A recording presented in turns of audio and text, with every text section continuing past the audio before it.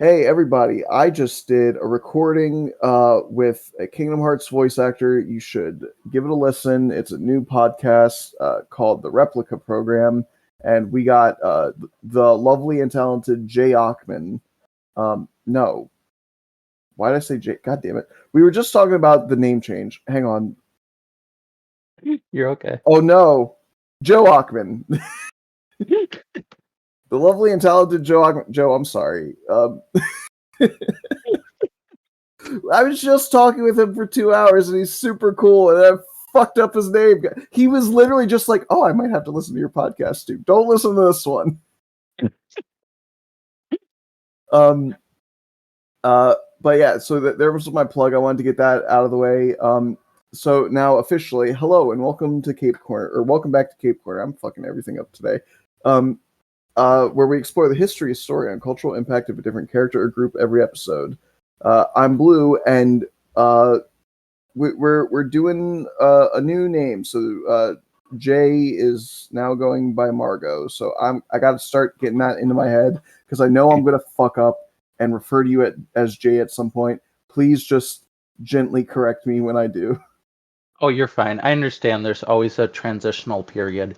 And for any of the listeners, yes, trans as in male to female.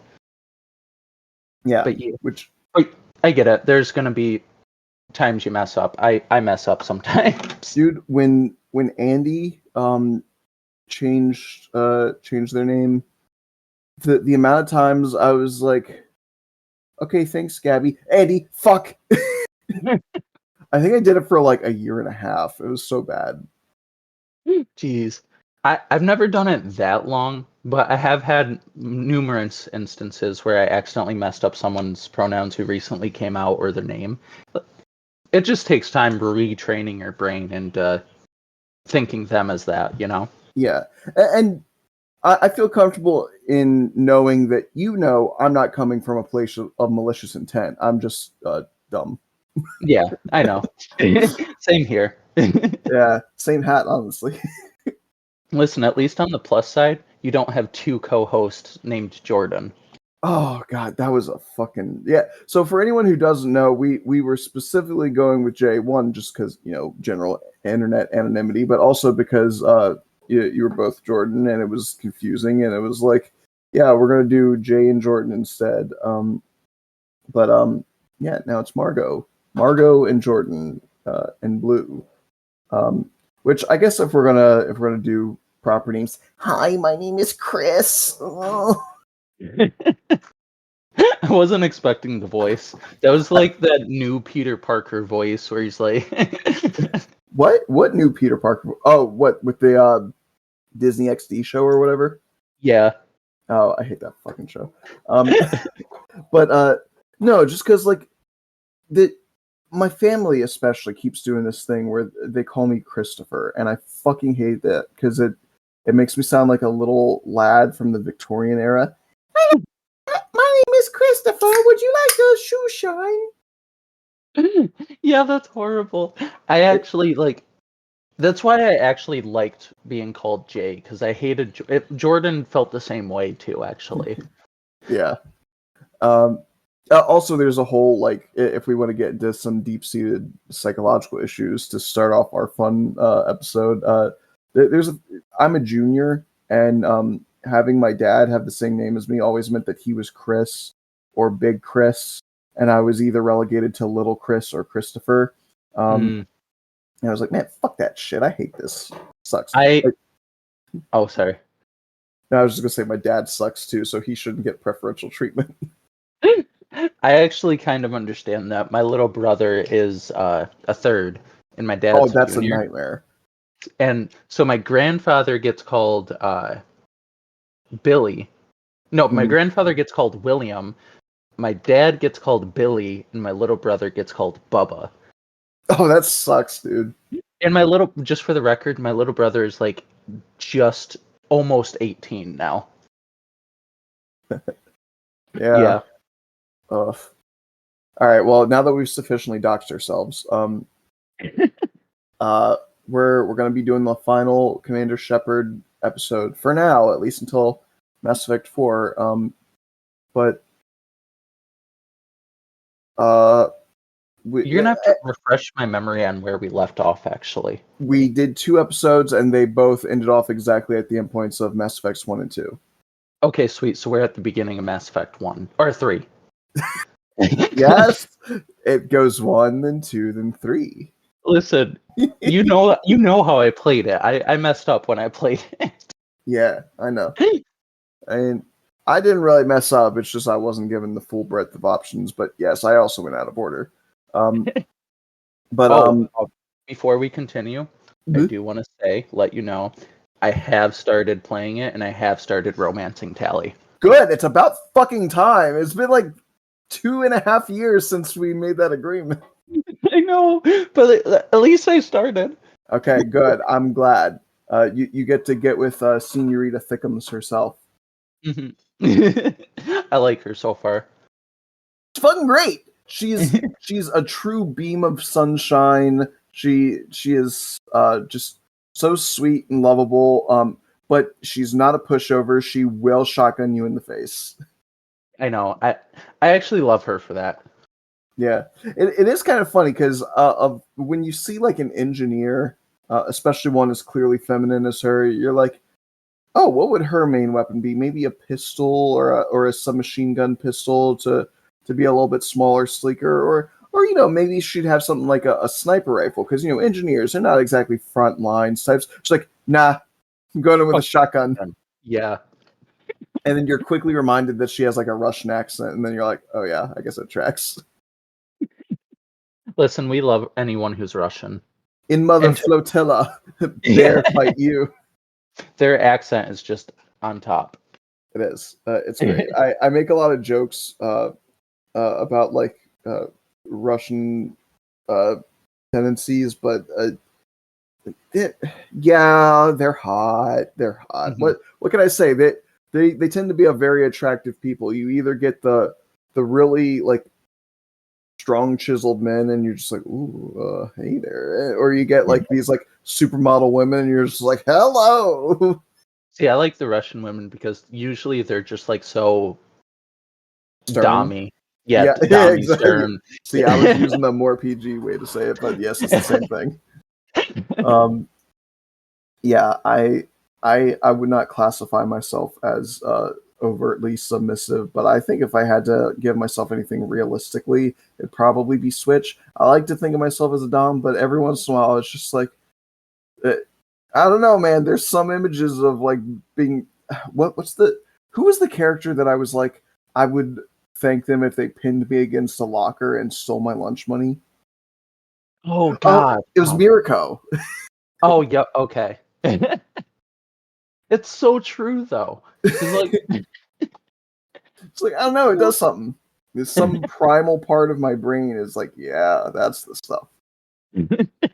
But yeah, okay, we are talking about Commander Shepard, and as we have with the past couple episodes, Shepard himself or herself or their self, whatever, is not really the character we're going to be focusing on. We're more using Shepard as a vehicle to talk about the story of Mass Effect and all of the amazing supporting cast. Thankfully, we should be a little bit more on track for this one because A, Mass Effect 3 is extremely lore heavy. It's where a lot of the shit from the past 2 culminates.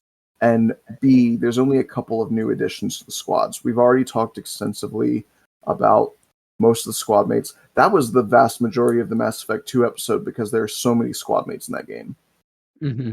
For real. But this, I believe this is actually the game with the fewest amount of squad mates, regardless of whether or not you got everyone to live through Mass Effect 2. I think you're right on that, actually. Because there's technically the same amount as Mass Effect 1, but one of them's DLC, so it's like more possible to have less, if that makes sense. Yeah. That, and again, everyone can be fucking dead, so... yeah, because this one has... Let's see, Caden or Ashley. Liara. James, Liara. Javik. Your boy... I forgot his name. Garrus. Yes. Tally squad mate in this game? She's a squad mate in every game. Yeah. Yes. Okay. Uh. Edie. Yep, Edie. Edie. Okay, And then the so one you paid for. I already said Javik. Oh, right. Okay, my bad. So there is technically a total of 7 if you get the DLC, and Mass Effect 1 only had 6. Mm. Okay, so Okay. it's not the lowest amount, but it's sure of a hell a lot less than the 12 squad mates you get in Mass Effect 2. And Yeah. to be completely fair, I will say 2 of those are DLC, but you still get 10. Mm-hmm. Um, It's still a lot more than just the 6. yes, exactly. Again, we've talked twice now about Garrus, Tally, and Liara, so we don't need to talk about those 3 too much. We'll get this out of the way. Kaidan or Ashley returns as a proper squad mate, depending on who lived in Mass Effect 1. And if you're anything like us, it's going to be Kaidan. Now, again, for the Ashley fans, let's go ahead and get this out of the way. Yes, this is the game where she learns to be less racist. But you're still racist. Yeah, you're just more polite about it now. And again, I appreciate a good character arc. I do. And people want to be like, see, she's not terrible all the time. Why don't you give her the chance? One, because the other choice of, like, someone has to die. And the other option is always a good guy, despite being kind of boring. But also, even if she's not racist, she's still fucking annoying.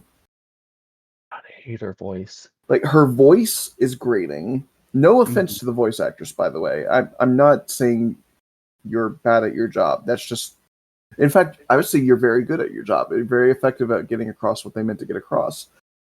But what is getting across is grating. And the way she gets mad at all of the alien squad mates for not honoring proper military decorum, but then she'll call Shepard Skipper and shit like that. Yeah, she's such a hypocrite when it comes to it anyway. She is. She and what's really funny is I was watching Eric from Blind Wave play through Mass Effect for his first time. It's a great playthrough. You should check that out. And he accidentally got locked into a relationship with Ashley just because he picked the wrong dialogue option, one that wasn't clear that it was engaging in a relationship. Because that's the thing, they seem to be pushing very hard in the first game for male Shepard to get with Ashley, and to the point where it almost takes choice away from the player. Like, they trick you into it. And he, very funnily, he was like, I wish there was an option to break up with her. And he gets to Vermeer, and he gets to the nuclear scene, and he's like, I have to make a choice. He's like, I don't really want either of these people to die, you know, like, I've come to appreciate and care about all of my squad mates, and, you know, Ashley and Kaidan, they've both been there since the beginning, and, you know, they mean a lot to me. But this may be my only chance to get out of this relationship with Ashley. She's just so not worth being in a relationship with. She's not. She's not even like. See, now's where I'm going to get petty. I'm sorry, she's not even that hot, man. Like, I don't honestly like most people. I can see like how people would find them hot. I just don't even see how they would. she's got a weird face, right? Like, is it just me? Yeah, it's just weird. Like at least with Miranda, I'm like, she's got kind of like the British features going on, so I could see there being an attractiveness there for people who are into that sort of niche specifically. But Ashley looks like her face was 3D printed. Yeah. Do you get what I mean? It has a very like uncanny valley type of It's like feel plasticky, right? Yeah. Yeah. So look, I'm just saying, again, I don't think, again, I use a lot of hyperbole. I need people to understand this. When they listen to me, you need to not take things I say too seriously. I use a lot of hyperbole. I have an extremely boisterous personality. Um, and again, if anybody wants to deep dive into my psychology, this originally stemmed because I had self-esteem issues. I was deep in depression, and I needed to combat that. So I started going in the other extreme from like I hate myself, I want to die, and all that stuff into like I'm a literal god among men. You are all peasants who cannot even fathom how amazing I am. That's the only reason I get treated badly is because I'm too good for you to realize. Um, because the fake it till you make it is a legitimate like it's Yeah. a great tool for combating depression and stuff like that. Um, Yeah. I'm at a point in my life where I love myself, and I owe it a lot to that extremely over the top behavior, um, and I just think it's funny. I don't know. I think it's funny hearing someone be um, like borderline rude to their friends. That's how I am as a friend. I'm not gonna lie. Yeah, you're just a little bit quieter about it than I am, but you have said some shit on here where I've just been like, Jesus, what the fuck? But it's all in good fun. Yeah. Uh, As long as people know you're joking, that's what matters. yeah. So again, if I say things like you're literally cancer incarnate if you like this character, all right. I I should recognize that I'm saying wild shit, and I should remind people I don't really mean it. If you like this character, that's fine. It's a fictional fucking character. All I'm saying is that she doesn't fit my tastes, and I struggle to understand why some people go so hard to bat for her. Mm. That's it. That's all it is. Um, and she has the unenviable situation of being a less than stellar character amidst a pantheon of some of the greatest gaming companions ever. Like the Mass Effect crew members are some of the best fucking like squad mates, teammates in a video game. Hmm. No, I Um, agree. uh, I will use that as a stepping off point to start talking about Edie, who is exemplifying what I'm talking about. She is a fucking legend. She is perfect. Um, Again, for those of you who aren't super into the series, if you listen to the last episode about Shepard, she was the ship's AI. Um, and in Mass Effect 3, you get attacked by a woman who I think is just a straight up gynoid. And yes, it's gynoid. I know those of us that grew up with Dragon Ball Z like to just say android every chance we get. It's not fucking android. Android is a robot that looks like a man. Gynoid is a robot that looks like a woman. I just learned that today. You didn't know that? I did not. Yeah. Her name should be fucking Gynoid 18 if you're going to go that route. But also, they're not robots. They're cyborgs. Yeah. Did I already go off on you about the artificial human thing? I believe you did, yeah. Yeah. It's just, in Japanese, it's Jinzo Ningen, which means artificial human. And they were like, that's too much of a mouthful. We'll just say android. And then they didn't fucking think of it further than that. Well, they're not androids. At least one of them is definitely not an android. Oh, jeez. Not with those things be thinging like that. Um, but yeah, so you fight, you kill this gynoid, and then Edie decides to essentially possess it. And so she gets this like, it's like what they would have envisioned robots to be in a World's Fair. I've got World's Fair and retrofuturism on the brain because we were talking about it on the Replica program. Go give it a listen. But uh, yeah, she's got that like sleek, um, chrome. Like, okay, it's like what if we did Rosie the robot from the Jetsons, but made her hot? You get what I mean? Like, it's like the 50s interpretation of what uh would have in our homes by the 2000s. Yeah. The Uh, ideal home. yeah. Spoiler alert, we don't have cool robots we can fuck. And it's one of my greatest disappointments in life. I hope we get there before I die. Same, actually. I want one. Yeah, That'd be so cool. it, Anyway. it'd be great. Her pussy could have different settings. Like, Oh my god. It it's a just cold, vibrates. it's a cold winter's day, honey. Don't worry, I'll turn up the heat. Hell yeah. Just self-lubricating. Stop. I'm gonna get too excited. All right, but seriously though, yeah. So she gets a robot body, and it's fucking awesome because now she is no longer simply a hilarious AI companion that you have when you're on the ship. She can actually come into the battlefield with you, so you get to hear more of her delightful quips, and she is fucking hilarious. Mm.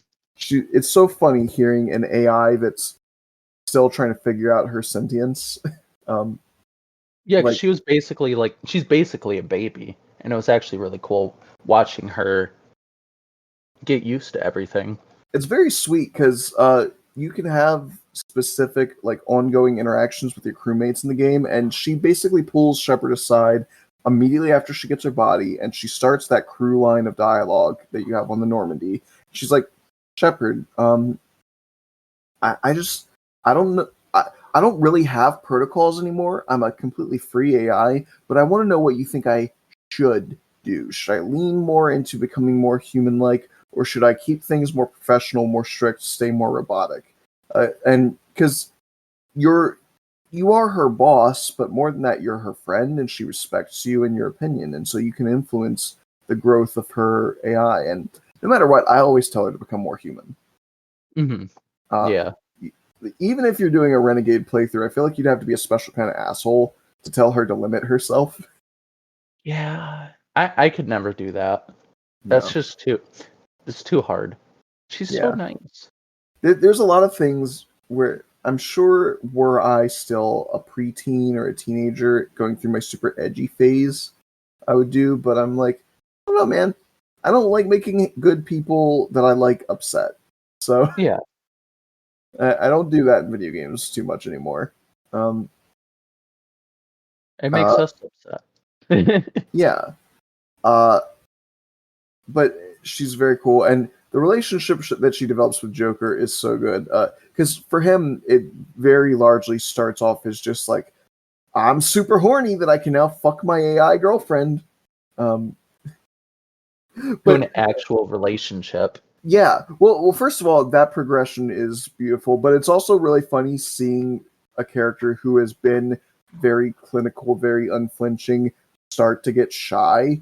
Like the first time she shows up in the cockpit, Shepard can ask, "Did you know anything about her plan to implant herself in that robot body?"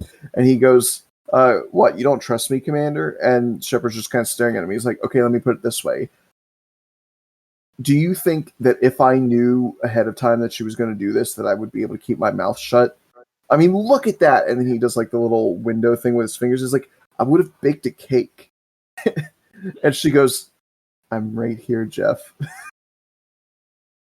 Just hearing the slight bit of like timidness in her voice. Mm-hmm. It's like it's very sweet. All right, so 3, 4, 5. Oh, James Vega. So here's the thing. In Mass Effect 3, I'm not a big fan of James. He's got kind of a similar thing to what Ashley was doing that bugs me, where he sort of without your permission starts getting extremely casual. And look, let's be real. I'm not militaristic. I don't give a fuck about the chain of command. But there's something about like there's an arrogance to it, right? Where they're like, I'm just going to assume that you think I'm cool enough that I can do this with you. So you can ask. Yeah. You should ask. And if you tell him like when he first he either calls you Loco if you're playing male Shep or Lola if you're playing female Shep. And you have the option when he starts those names to be like, don't call me that. And he gets shitty with you if you tell him that. It's like, no, fuck you. You decided on your own you were going to do that. Like, you didn't ask first. You don't get to have an attitude when I said like I wasn't comfortable with you springing that on me. But also, it's incredibly disrespectful how much he hits on female Shep. Yeah, he just like really comes on strong with it. Like it's real creepy, like Predator in a bar vibes, like with how strong he's coming on. Mm-hmm. And it's like, and it doesn't matter if you're in a relationship or not. Because when I was playing my Liara playthrough, I was playing female Shep. Because I very rarely have a chance to play as her because I like romancing Tally and Tally's straight. Sadly. So I have to play a guy. By the way, I've not eaten a proper meal today, so if you hear me chewing on cheese, I apologize, but I've got to keep myself going. Oh, you're fine. I don't mind. I did like 2.5 hours of recording for the replica program, and now I'm doing this one, and then I have a watch party after this. Busy day today. Indeed. And then I go to bed early, so I can wake up tomorrow early and go into work. God, I love capitalism. Oh, God, I would fucking burn this bitch down if I could. But, the country, not my workplace. Tomato, potato. I'm not making a terrorist threat towards my workplace. I'm making a terrorist threat to the United States. Which is better? It is. We don't like the United States.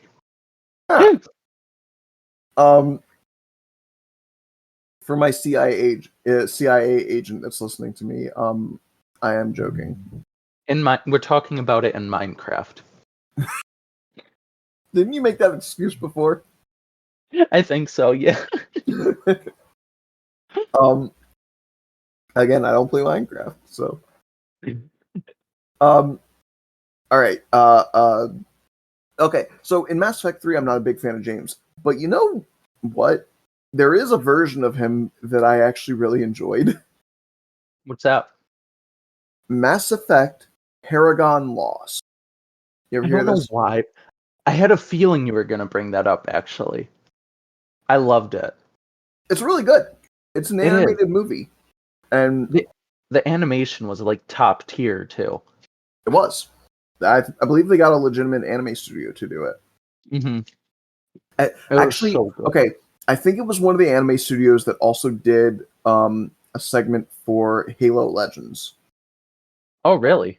Yeah, so Halo Legends was like a direct-to-DVD style movie that had multiple different segments, and each segment was done by a different studio. So it was very much like Batman Gotham Knight.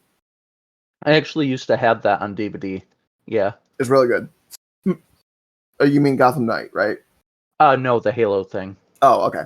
Well, do you remember the one? It was one of the only ones that actually featured Master Chief, because most of them feature side characters, and it was he was having to fight a brute, and it got into a fist fight with him. Mm-hmm. Yep. It's super cool. It's a really fucking awesome fight. I'm not a Master Chief fan, but he looked damn cool. I'm not a huge Halo fan either, but it was amazing. It was something special about seeing a fist fight in Halo when you can't do that in the game. Or you couldn't back then. It's just, it was really good. It was. If any of the followers haven't seen it, go watch it. I could be wrong. Again, don't quote me on this, but I believe that same studio that did that segment also did Paragon Lost. Oh, really? I think so. Again, okay. I'm probably wrong, but you know. But anyway, it was James in Mass Effect 3 briefly talks about during you're actually in a fist fight with him when it's happening, or you're sparring. He talks about a mission that went wrong. He got bad intel, and he basically led the rest of his squad to their deaths.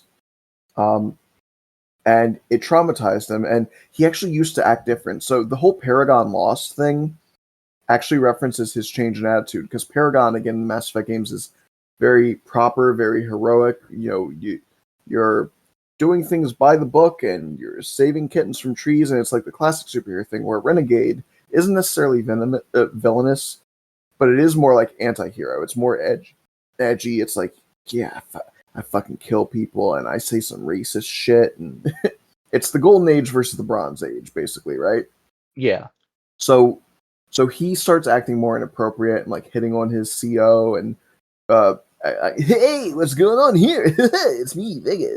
Hey, acting like that, because he's masking the trauma of when he was trying to be a good leader and it got everyone killed. And so he's convinced himself he is not leader material, and so he should act more like a conceited douchebag, like a side character, because whenever he's the main guy in charge, everyone dies. Hmm. Which is actually really sad when you think about it. That is horribly sad and depressing, and I think that makes for a much more nuanced character than what Mass Effect 3 actually presents us. Yeah. If I didn't watch that movie, I wouldn't have known that he doesn't suck. Exactly. They did him dirty in the game. They did. They deserved a scene where he, I mean, again, he has that scene where he talks about the backstory, and you see a flash of anger out of him, but not like his normal chest thumping bravado, like really like this hurt me and this changed me. And later on in the scene where he's getting a tattoo, when he's like joining the N7 program, he's acting a little bit more serious, and he's like, I think I'm going to try to be a better person again. You've sort of shown me I can, but it's so brief and fleeting.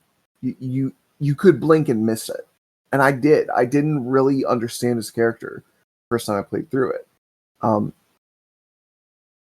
But then I watched that movie and I was like, I get it. I understand now. I see where the arc of his character is, and I think it's much more beautiful now. Yeah. So if anyone's like played through the Mass Effect games and never watched that movie, I do recommend it. It's really good. It's definitely worth it. Yes. And then the last character we have to talk about is Javik. Hey, remember how the Protheans were dead? Not all of them.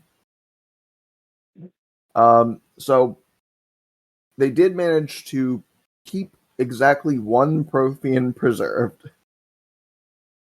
Exactly one, and he was a douchebag. Javik is a prick. Because like, it's not even like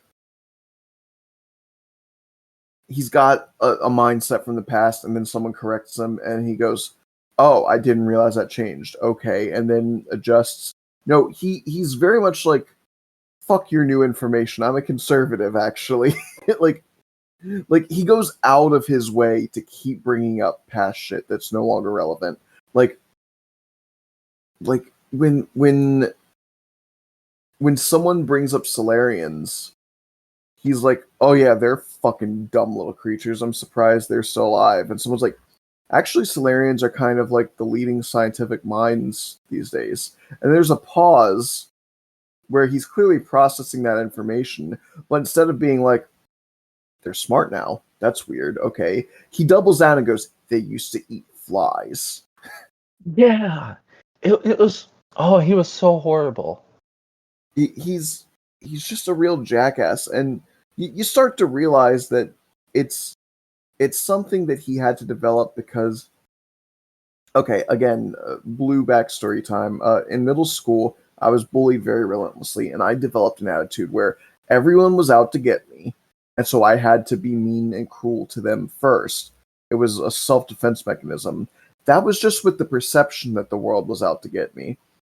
The world was literally out to get him. Like, the cosmic force of the Reapers was not only trying to murder him with massive space lasers, but also turning his friends and family into zombies that were also trying to kill him. Yeah. So I get it. I get that you grew up in this incredibly harsh and unforgiving environment, and you were like, I have to hurt all those around me before they hurt me. And it's not easy. Like, he didn't even volunteer to be preserved. It sort of got forced upon him. And he just basically got pushed into this pod, a switch flicked, he woke up, and suddenly it was thousands of years later, and all these creatures that it's very Planet of the Apes. Like, imagine if animals that were used to being pets, like dogs or whatever, like we just blinked and suddenly they were like, yeah, we're the predominant species of the planet. We'd take some getting used to it, that, but I think part of the reason why he's pushing back against learning how things have developed is because he's angry. He feels like his place in history was stolen away from him without his consent. Like, he doesn't want to think of Solarians as smart, because to do that would acknowledge that time has moved past him and that he didn't have a choice in the matter. Yeah. And I think once you start to hit more on that aspect of his character, he becomes much more sympathetic and interesting, but it's hard to like him at first because you're not thinking about all that stuff. He's just, yeah. But still, though. At the end of the day, I did start to appreciate him. I think if we had more than one game to get to know him, I'd probably like him a lot more. Yeah, if we got introduced to him, like, even in the second game, and then we got to talk to him more in the third game, it would have been, I feel like it would have been better for his character, and he could have had an arc. Yeah, he had the unenviable situation of being the only character in the Mass Effect franchise before Andromeda to only be in one game as a squad mate and not even have the decency of an hour-long animated movie to flesh him out. Yeah, exactly. It was literally like just thrown on into the game for some. It's kind of like, I hate to say that, but like horse armor in fucking Oblivion. It was just like an afterthought, and they're like, here, for some extra money, you can have an extra thing, and that was it. Like, I mean, he's literally a DLC. Yeah, I mean, literally, but I mean, like, he didn't get anything besides just like being a character that you can have in your thing. Right. Yeah. Okay. Yeah, because he didn't really have like a mission. Yeah. Like in Mass Effect 2, everyone had a squad mission that was specific to their character. Obviously, you could bring someone else along, but if it wasn't Shepard and it wasn't that character, whoever the third party member is would literally just fuck around in the background, twiddling their thumbs. Yeah. A lot of looking over railings while the two important characters have a conversation. And in Mass Effect 3, they weren't loyalty missions anymore, but there was a lot of squad member specific missions. Like there was a mission with Samara where you got to meet her other daughters, even though she wasn't a squad mate anymore. It was a whole thing with her. You got to see Jacob and the new family he was making, and Morden and there. Obviously, there was a lot of focus on the few squad mates that you do have. James didn't really have a specific mission for himself either, but through his very nature of being more sociable and interested in interacting with other people, going to the bar on the Citadel and all that stuff, you got to see a lot more of him bouncing off of other characters. While Javik, because he's a loner, you don't get to see as many interactions, and thus you don't get to see as much development for him. Mm-hmm. I think the most you really get with Javik early game is that in the Citadel, in the embassies section, there's a bit where a bunch of people are crowded around because they're curious to meet a real Prothean, and he starts to talk to them, and he gives some really defeatist, like, end of days shtick to them about how the Reapers are relentless and they're gonna fucking murder you all. And as Shepard, you have the option to be like, dude, spin it, stop, like, make them feel like we have a chance. And you see Javik like hesitate, like he saw his entire people wiped out, and he doesn't want to lie to people. But you see him think about it, and he then begrudgingly goes, "But that was my situation. That doesn't necessarily need to be yours. If you all pull your shit together and stop being little idiots, focusing on the wrong things, then yeah, you might survive. And they're like, yeah, we can do it. He says we can survive. And he's like, I don't really get it, but clearly you wanted me to inspire them, so I hope that did something. And that's nice. I do like that. I just wish we had more. That's what it keeps coming back to. I wish we had more with him. We just didn't get enough of him. Agreed. Yeah. Okay, so that's our character segment. It was much smaller this time. So let's, and we need it to be because we need to talk about the story. Hey, it's 4:20. Sorry. Huh? Oh, I said, hey, it's 4:20. yeah, I forgot. Again, the time difference fucked me up there. I was like, no, it's not. Blaze it, my friend. So, the story goes fucking crazy. So Shepard was, basically put. He was put in timeout in his room for 6 months. Mm-hmm. This is something I wouldn't have picked up on if one of my first playthroughs I ever saw of the game done by somebody else wasn't done by Canadians. But apparently he lives in Vancouver, or this base is in Vancouver. Really? Yeah. That I was watching Canadians. Video Games Awesome play through this game many years ago, and they were looking out at the cityscape, and they're like, oh shit, that's Vancouver. It's just Vancouver with a couple of futuristic-looking buildings added to it. That's insane, actually. Yeah. Damn. Canadian. Who knew? Right? I wonder why they're so nice. Yeah. If you're playing Paragon. Yeah, if you're playing Paragon. It'd be really funny if, like, Renegade, you're doing your Renegade playthrough, you get to Mass Effect 3, and he's in, like, Detroit or some shit. That'd be fucking hilarious. And then he walks out of the base, and then he just gets, like, a gun pointed at him. Yeah. Or no, he's from Jamaica. Have I mentioned that on an episode with you? I think I have with Jordan, but my thing with Jamaica. No, I haven't. Oh god, is this gonna be a blue unhinged moment? It's not a racism thing, but it's something I've noticed. Like, okay, especially back when I was a cashier at Target, we would get a lot.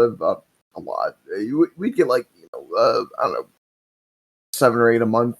Jamaican people come in, and they were just always really angry. Like, I think it's just some cultural thing, but they would always come in, be extremely tense and irritated. They were very irritable. And if they brought in a kid with them, the moment the kid did anything, not anything bad, just fucking like anything that would force you to acknowledge their existence, they'd get upset. Like, a kid would be like, ooh, gum. And they like smack back their hand and be like, I told you I'm not buying you anything. It's like, oh, okay. Damn. Chill out, sir, please. He was just pointing at the gum. There's no need for all that. Damn, no, I have not heard of you saying that before. It's just, it's like, and again, it struck me so strongly because whenever we see commercials about Jamaica, what are they? In America, the Jamaican commercials are always like, welcome to Jamaica. They're always so happy, and they're usually like stoned and just like chill. They're like, we have a fun vacation vibe. You want to experience paradise? Come on, get away at Jamaica. Meanwhile, Jamaica. So then I meet Jamaicans in real life, and they're like, "What are you doing?" And I'm like, Jesus, oh my god, that is not. I was lied to. And they just needed more people to move there. It's really funny because Steven Universe also has Jamaican characters in it, and the grandmother, Nanafwa or Gunga, she she's very chill and fun for the most part. Though there is a part where when it comes to the mayor of the town, she incites the crowd to tip his truck with him in it. Really? Yeah, tip the truck. But her son, Kofi, he's the angry Jamaican dude. Like he's constantly threatening people and like getting angry, like beyond what you would expect of a situation, beyond the boundaries of normal anger. Like, um, uh, again, I don't know if it's like a stereotype or anything. I'm not trying to generalize about an entire race of people. I am merely pointing out a trend I have noticed in my own personal life. I'm going to say the same thing with white people and mayonnaise. Why do so many of us white people slather mayonnaise on our shit? It's fucking disgusting. Also, me, anytime I have a turkey sandwich, I have mustard and mayo on it. What the fuck? You are the problem I'm speaking of. And it's good. Okay, trust the process. Next time you have a turkey sandwich, just put a little bit of mayonnaise and No. mustard on it, and No, I I will not. promise. I hate both of those things. It's so good. These are white people, am I right? Listen. Look, I'm just saying, I'm not going to do that incredibly cringe lord edgy shit of like, I'm not racist. I hate all races equally. I don't hate races. I just point out the things that I see. Exactly. Listen, at least I love hot stuff. But then you romance Liara. Oh, yeah, I went there. She's fine. I don't actually dislike Liara. She's cool. Yeah, so they're in Vancouver, and they're like, we've confirmed readings that the Reapers are now getting into Council space. Because again, at the end of Mass Effect 2 with the DLC of the Arrival, they hit the edge of the galaxy, but Shepard blew up the mass relay there, slaughtering millions of Batarians in the process, which sucks. But it made the Reapers have to fly normally to the next relay, which gave them an extra 6 months. And they confirmed that Reapers are approaching. And as they're talking to Shepard, the like Human Alliance Council or whatever, they confirmed that they lost contact with Luna Base. They're like, they're already at the moon? They're not supposed to be that fast. And next thing they know, they look out the window and Reapers are already there. Mm. And they're Literally doing just came out of nowhere. they're doing some Godzilla shit. They're laser beaming buildings apart. They kill pretty much everyone in the building Shepard's in except for him and Anderson. They fight through hordes of husks. And now we are seeing new kinds of husks, because the only husks that we saw before were when humans were converted into husks. Now we see Turian husks, which are marauders. The Batarian husks, which are the cannibals. Mm-hmm. A horrifying Krogan Turian hybrid, which is a massive beast. Absolutely terrifying. I think we see a Yogg in this game when we're on the Solarian homeworld, and I think someone passingly like mentioned, because like the Yogg starts fighting through Cerberus, and I can't remember if somebody said it or if it's just something I thought of, but like, wouldn't it be fucking terrifying if if the Reapers started husking the Yogg? Oh God. Yeah. That would be absolutely terrifying. It'd be like, we'd fucking die. We'd lose. Yeah, that would be hell. Because, like, the Krogan are well known to be the most physically imposing civilized race. But the Yogg are worse, right? Like, that boss fight against the Shadow Broker really drive home that, because like you fight Krogan in the game, and they can be scary to fight against, but this was a singular Yogg who not only was intelligent enough to usurp the most advanced intelligence network in the galaxy, but was physically powerful enough that it took you and an extremely beefy Liara. Like, she has majorly leveled up her biotics by this point after her adventures in the first game. She's by Mass Effect 3, I believe she's known as one of the most powerful biotics. Like, she's on the same level as beings like Samara and Jack, which is wild because she's like a tenth of the age of Samara. Yeah. So she will become a serious problem when she's a matriarch. I'm here for it, though. Yeah. The fact that you had to do a 2v1 and he still was... I mean, okay, to be fair, he was also using the barrier system and he had a big shield, right? But, like, even without the tech, he is fucking strong. Yeah. I had a hard time.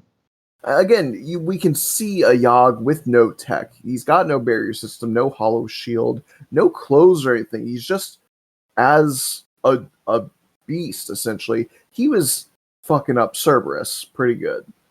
Mm-hmm. So they're a threat. But yeah, so essentially, Earth, there's a whole like resistance movement happening on Earth, and we're privy to none of it because give it another month and Earth will just be dead. So Shepard needs to leave Earth to unite all the forces of the galaxy to stop the Reapers, because Earth isn't the only place being attacked. One of the first places he goes to, actually, well, okay, first they go to Mars because they realize that there was something new discovered in the Prothean archives that might have been some kind of Prothean superweapon, and Liara has the data for it, and it's called the Crucible. Well, we call it the Crucible. And they're like, we don't know what it does, but it's supposed to stop the Reapers. And you're like, how? Is it like, is it a laser? Or they're like, we don't know. We have no clue. It's some crazy shit. That's all we know. It's like, it's a device that's so beyond our technological capacities that we can't even figure out how it works. But we have the schematics, right? So we can put it together and just trust that it will work. Yeah. And it's such a massive super project that it's something in scope similarly sized to the Citadel itself. So it takes a long time and all of the different races pulling their resources together. And by the end of the game, you can have technicians like Kasumi Goto and fucking like the Solarian Special Forces working on it, and you have the. I think you can get the Keepers working on it. No, it's not the Keepers. It's the Rachni. So that's great. Yep. This is one of those things where, depending on the choices you made in the previous games, it can affect how effectively you're able to deal with this ending. Because I've seen a lot of people shit on the fact that the choices you made in previous games boil down to a numerical value in this game. And it's like, if you're getting very cynical, yes, you can look at it that way. But first of all, realistically, I think it would be extremely difficult to have, say, the Rachni have an entire mission or scene or big sweeping part in the narrative of the story without making 27 different fucking endings. Yeah. Which would be a waste of space. It would make the game come out much later. It would make the game much buggier and worse overall. So you have to look at it as, I'm not getting all the story in the game through cutscenes. I never have been. A lot of the story comes through in like text stuff from codex and whatnot. This is just a sort of extension upon that, where you're seeing that the characters you care about are like alive, doing things, and they're helping. You can't see Kasumi in the entire game. You can get her for a very quick little side mission, and then you hear that she's helping with the Crucible project. And similar thing with Arachni. It's like, yeah. And there's a similar thing where in Mass Effect, a lot of information you get through emails or through like news tickers. For instance, there's a sort of it's not a side quest. It's not a quest at all. But there's a character. Tell me if you remember this. When you first go into Saren's compound on Vermeer, there's an Asari scientist that you meet who is working for Saren, and she claims that she didn't know what Saren was really doing with trying to clone the Krogan and all that stuff. And so she asks you to let her go. And people are like, oh, she's an innocent. She didn't really know. And then some others will be like, but she was working for Saren and she helped him. You know, she could be bad. And you have a choice. And if you choose to let her go, she leaves. And basically you say, I'm about to nuke this place. I can't give you a ride. Just make a run for it. Hope you get out in time. And she's like, oh my god, and just starts booking it. And then in Mass Effect 2, I think it's on Zaid's mission. I want to say it's Zaid's mission, where you're trying to blow up the facility there. Okay. She was actually working with the Blue Suns, another bad group. And she's like, oh, look, you don't understand. Circumstances sort of pushed me to have to resort to this. And if you choose to let her go again, she's like, all right, well, I'm going to get out of here because I know how you deal with facilities like this. And it's like, yes, that is correct. We are about to blow this building up too. And then... And then, so if you let her live in both of those first games, in Mass Effect 3, you get an email, which is a news like ticker being forwarded to you, which is a story of an Asari scientist who started slaughtering a bunch of people. And she mass murdered, not mass murdered, but she killed like 7 or 8 people before she got killed. Mm-hmm. It's her. Okay. Turns out she was in fact bad. She'd been indoctrinated since the events of Mass Effect 1 when she was working with Saren. Damn. Yeah. Jesus. So, that's one of those things where it's like if you killed her, you would have actually saved a few people. But even though you can't see the people that died because of your actions, you can still imagine and feel the impact of it. Yeah. And I think that that's an aspect of the games that people overlook when they're making their little criticisms. It's like a lot of the heavy lifting of the story implications is being done in your imagination anyway. Mm-hmm. So seeing news or seeing that numerical value that all of these people that you've helped over the games are now helping you in return. They're all working together to build this device, to save you, to save your planet. That's where the emotional impact comes in. Yep. And I think that's something people should give more credit for. I agree. Especially in the era when it was made, this is like a 2012 game. I don't know how they could have done it better. Maybe now, in the days of the PlayStation 5, they could have all of this crazy extra shit, like what you have in like Baldur's Gate 3 or whatever, but it wasn't viable at the time. And a lot of times the true skill of writing and programming and creating a video game lies in what you can do with the limitations that are placed upon you. Mm-hmm. So I respect it.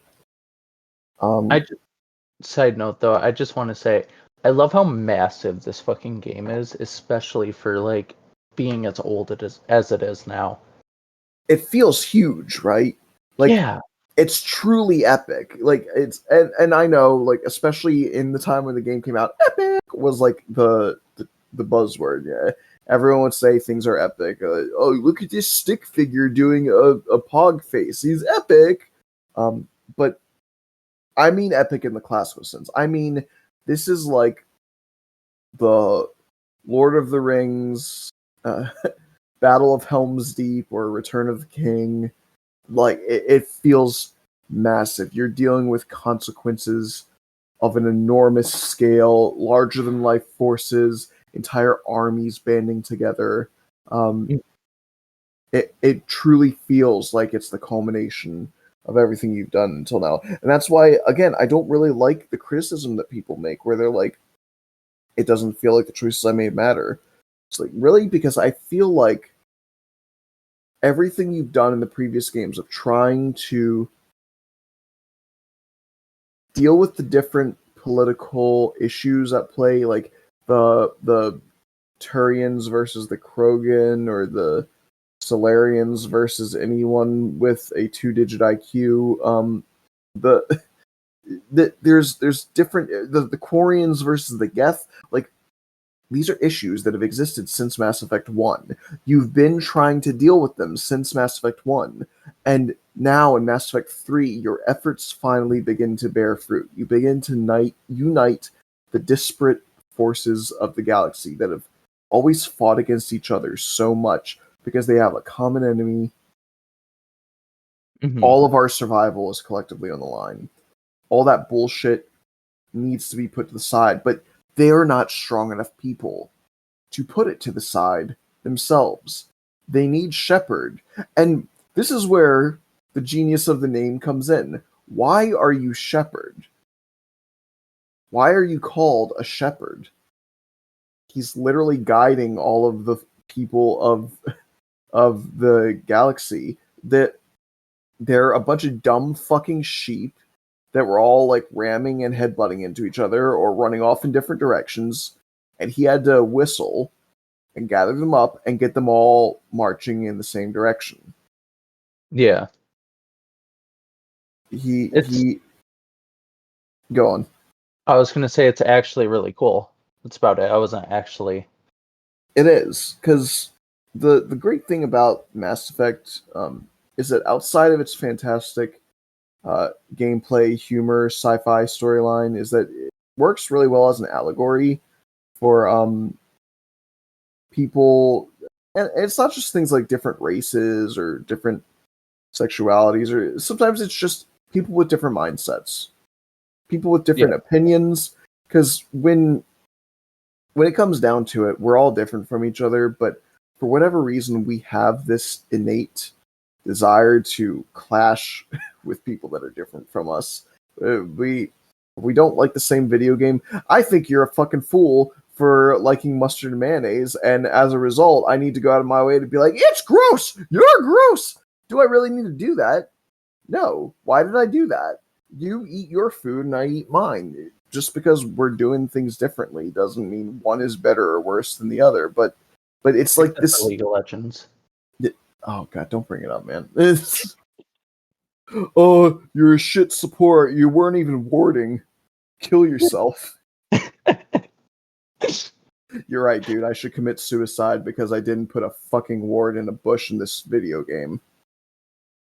Jesus Christ. Oh shit. If anyone's thinking I'm kidding, play League of Legends. Just do it. Treat yourself to some misery. It's fun. I play League of Legends regularly, but I only do it as custom games. I'm literally the only player, and I surround myself with 9 bots. The only thing out of like the game, I've never played the game. The game itself has never interested me, but the Netflix show, oh my god, I loved the Netflix show. I've heard a lot of good things. I definitely need to watch Arcane at some point. It's just that You for me, do. with the characters of League of Legends that I like, um don't have anything to do with Piltover generally, Mm. which is the setting of Arcane. as far as I'm aware. It's got characters that have to deal with Piltover, and also I think a little bit of Zaun, which are we're probably speaking Greek to some people. Piltover is the technologically advanced section of Runeterra, which is the world of League of Legends. Jinx, Caitlyn, Vi, they're all from Piltover, and Zaun is like the sort of mad science-y section of the world. It's got Dr. Mundo, which is like a Frankenstein's monster. It's got Zack, which is a slime man. I think Swain is from Zaun, or he's allied with the Zaun faction in the game, but he's like the mayor of Piltover or some shit in the show. Is that right? I believe so, yeah. Yeah, I think that's like his origin. But the stuff that I'm more interested in is stuff like the Shadow Isles, which is spooky ghost islands. It's super cool, and then there's the Void, which is their eldritch aliens and monstrosities that came from like essentially deep space. My main character, now that I finally bought him a couple months ago, is Aurelian Sol, which is a cosmic dragon, which is objectively the coolest thing ever. Mm-hmm. He's a dragon made of space. This sounds sick as fuck. He's so cool, and I bought him because I was like, I was reading his like character overview, his abilities and stuff. I was like, this sounds complicated. I will probably be hot garbage with this character, but you know what? I want to play him because that makes me happy. And up until now, my mains have been characters like Volibear or Darius, which are tanks that can do damage over time, or Varus was my real main. He's an archer. And the burst damage, like really quick amounts of damage that he can do, is fucking insane. Those have been the guys I've been good at. I was like, I'll buy Aurelian Sol just because I want to play as the cool space dragon. I won't be good as him, but that's fine. And I played as him, and I slaughtered my enemies with it. I was like, oh, I'm actually really good as this guy. Damn. I think the best I've had so far, and again, bear in mind, this is bots. I'm not claiming to be MLG Pro or anything. Chill the fuck out. It's for fun. It's a video game. But the best KDA I had was 42. No shit. Yeah, which again, for people that means nothing to, KDA is kills, deaths, assists. It's a ratio that basically you add up your kills or your assists. Kills you get when you land the killing blow on an enemy, even if you didn't do the majority of damage. Assists is when you did damage to an enemy that led to them being killed by someone else, so you contributed. And then deaths is obviously how many times you die. So it's your kills plus your assists divided by your deaths. All of that is to say, I got a collective of 42 kills and assists in one game, and I died one or less times in that game. That's amazing, actually. Yeah, I was so fucking... I screenshotted it. I was like, I gotta save this for posterity because no one will ever believe that I'm this good at this game. Because I'll admit, I'm not very good at it. It was just... I was very... I'm not gonna... Like, okay, I am not patient. I'm very aggressive in video games. And, in a game like League of Legends, that shit gets you killed all the time. Yeah. You need to communicate with your teammates, which is a losing battle in a toxic-ass video game environment, but you need to communicate with them. You need to be extremely aware of not just your surroundings, but the entire game map. I have very bad map awareness. I will admit that. I'm not good at paying attention to what's going on in lanes other than my own. You need to have a mindset of like warding, which is like you place little these little gizmos in places, and then you can see that area of the map even if nobody is there to see it for a while. And it also helps you because you can hide in bushes in the game, and it will reveal people hiding in that bush if you have a ward in there, so you won't get caught off guard. Stuff like that. Like, there's a lot of stuff to think about, and I don't tend to think about that stuff. I am much more the type of I run in and I try to murder the enemy before they murder me, and it's up to my teammates to support me in my endeavors. The way it should be. Agreed. I That's just how I like playing video games, and um, I understand that people want to be like, "Well, that makes you a bad player." Well, I'm not trying to be a good player. I'm trying to have fucking fun. That's the whole point of video games, is just to have fun. Play how you want. Exactly. People have forgotten that. I Yeah. cannot find this picture, but when I do find it, I'll send it to you. Mm. Um, Unless it's in like, no, not that. All right, yeah, don't worry about it. Look, just trust me. I'm honest enough about the fact that I suck that I feel like it should be like accepted that I'm not making that up.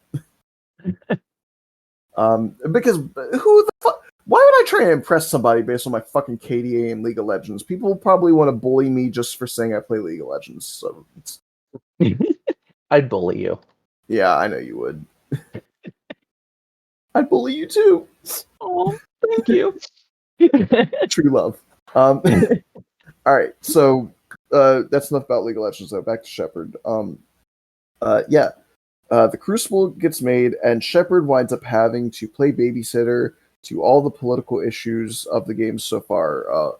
One of the big ones that he has to start with is that he wants. So they need the backing of the Turians because they have the largest military fleet in the galaxy. Mm-hmm. The Turians, their home planet, is also getting attacked. Can you remember what their planet is called? Because I'm blanking right now. Palaven. Oh, okay. Yeah. Sorry. You're fine. I had no clue. Palaven is getting attacked by the Reapers as well. So they're like, look, if you want us to divert forces from our planet to yours, we need backup on our planet. We need the Krogan. Mm. And the problem there is that while the Solarians created the genophage, the Turians are the one who delivered it. So the Yeah. Krogan do not like the Turians. They don't like the Solarians either, but they really don't like the Turians. So getting them to help on Palaven is a big ask. So you go to Rex or whoever is alive if Rex died in the game. But you go to him and he's like, "Oh, you want us to help the Turians? Well, sorry, but the whole fact that they're causing us to make a bunch of stillborn babies doesn't sit well with us."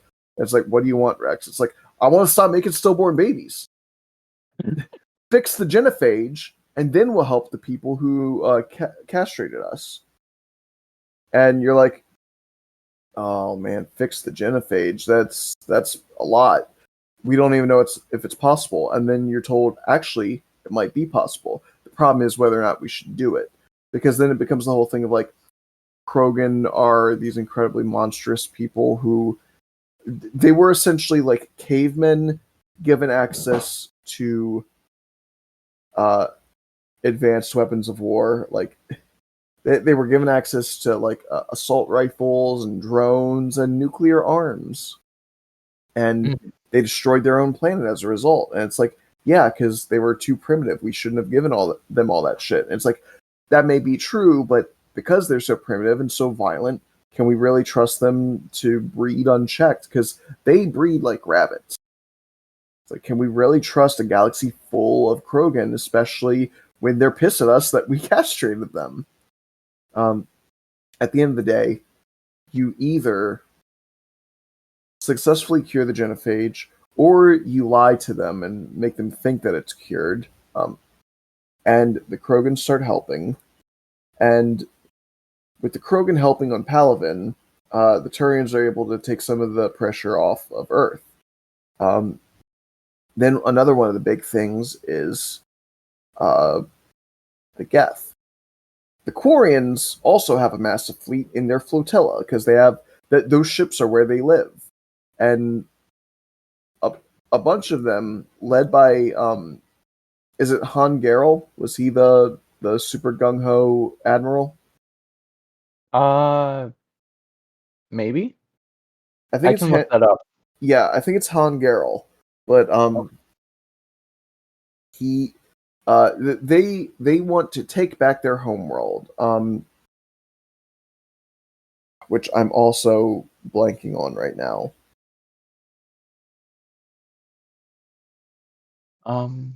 Fuck. Hang on. I'll look that up. I'm trying to. My PC is being stupid right now. Renok. That's it. Yeah. So Okay. again, the Quarians were a planetary species that lived on Rannoch, and then one day they invented the Geth, and the Geth started becoming sentient. They got freaked out. They started murdering the Geth before they could do a Terminator, and that led the Geth to do a Terminator. And the Geth won. The Quarians got driven off their home planet. They had to live on ships as nomads. And after generations of living in a sterile environment of ships, they became immunocompromised and now have to live in these hazmat suits. And they want a planet to live on, not ships. They want to be able to get out of their hazmat suits and start to adapt to an environment again. And they want Rannoch to be the place. So they want to go to war with the Geth and wipe them all out. And you got to figure out how to get them to stop fighting the Geth so that they can fight the Reapers. And one of the big answers, the one that I usually go with, is trying to make peace between the Quarians and the Geth. And a way to do that is to have your squad mate from the last game, Legion, kill himself, essentially. What they do is they basically wipe themselves out to send out a massive signal that gives all remaining Geth in the galaxy their perspective. It essentially would make them good and willing to work with the Quarians. It's not really brainwashing. It's not necessarily forcing them to do it, but it is like, you ever read Superior Spider-Man, or do you know of it? I know of it. Yeah. The whole thing where Dr. Octopus was given all of the life experiences of Peter Parker, saw everything from his perspective, and as a result tried to be a good person because he suddenly had like the memories of growing up with Uncle Ben and Aunt May and learning responsibility and all that. Mm-hmm. It's sort of a similar thing. They're given the perspective which led Legion to be a good guy, and as a result, it makes them also want to similarly attempt to be good. Yeah. And so then they basically go, all right, look, here's the deal. If our Quarian creators stop trying to murder us, we'll let them have the planet. We won't fight. Like, we don't want to fight anymore. Just stop killing us. And you managed to finally get the Quarians to go, okay, yes, we were partially at fault for the battle as well. And there's a really great scene, especially if you're romancing Tali, when you're both sitting on the edge of a cliff on Rannoch, and she's envisioning getting to build a home. And she's like, of course, different zones will have to be like picked out and everything. And Shepard's like, well, you're one of the people that saved the planet, so I'm pretty sure they'll let you pick out a spot. And she points and she's like, I'd like a home right there. And she's like, I know we still have a lot more to do with fighting the Reapers, but just for this moment. And she stands up and she takes off her mask, and it's the back of her head that the camera's pointing at, so we still don't get to see her face. But she's like, I just want to breathe in the air of my home. And it's just a very poignant and beautiful moment. That sounds sweet. It is. I like that. Did you not see that scene? I haven't actually, no. Maybe it's something that only happens if you're romancing her, but or it could also be one of those where you have to specifically bring her on that mission. I think you probably have to. Maybe I just don't remember it then. That's also possible. It's also, yeah, that's possible. But so a lot of the game is you dealing with these various conflicts that the games have built up, and eventually it all culminates in a big battle on Earth. You've gathered up all of the armies of the galaxy. They're all fighting, um, and the Reapers are amassing their main invasion force on Earth. Um, and the Crucible is made, and we eventually figure out what it is. It's an attachment to the Citadel. The Citadel is the main hub for all the mass relays in the galaxy. So what the Crucible does is it sends out a signal to affect the Reapers, and it does so using the Citadel. So the Citadel bounces the signal through all of the mass relays to cover the entire galaxy, the same way that cell towers bounce cell signals from satellites. Okay. So the it basically becomes, well, okay. One of the big things too is that the Citadel got hijacked by Cerberus, I believe. Mhm. And because it is a mobile space station, even though it's been in the same place for all three games, it can move, and they move it to Earth. So it's in the solar system. So what they have to do is they have to send this massive invasion force to. It's three different groups, and the three different groups can be different levels of strength depending on who you got over the course of the games to join each group. There's Hammer Squad, which is landing planet side on Earth to fight the Reaper ground forces. There's I think it's like Sword, which is the big space battles. It's the spaceships fighting against the big main Reapers in space in orbit around Earth. Mhm.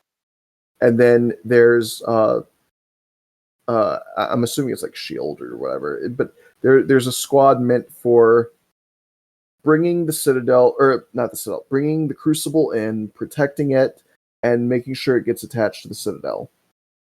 So those are like the three different squads, and Shepard and everyone joins Hammer, so they're fighting on the ground on Earth. And one of the big things that they have to do is there's a there's like a warp point, like a miniature mass relay essentially that warps things to the Citadel. The Reapers have been using it for supplies, and again, even though it's Cerberus that took over, Cerberus is kind of working for the Reapers without realizing it, because the Elusive Man and all of his troops have been indoctrinated. They think they're fighting the Reapers, but they're fighting for the Reapers. Yep. And you get this section in this dilapidated city where you can basically have your final words with everyone. It's very beautiful. There's a moment where Liara sort of like uses her psychic link with you to stretch out the moment for a lot longer, to just spend some last time with you, even if you're her friend. And it's very beautiful.